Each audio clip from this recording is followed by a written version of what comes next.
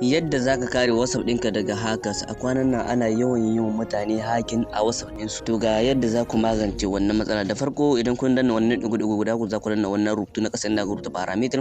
Za ku danna wannan waje da zarar ya nuna wannan fuskar kun ga na ɗaya alamar. Zarar ya nuna wannan fuskar kuke gani za ku danna wannan waje na rubuta verification. Kuna danna shi za ku danna wannan waje na kuke gani. A nan zai nemi mu saka code waɗanda ba za mu manta ba da kuma email ɗinmu.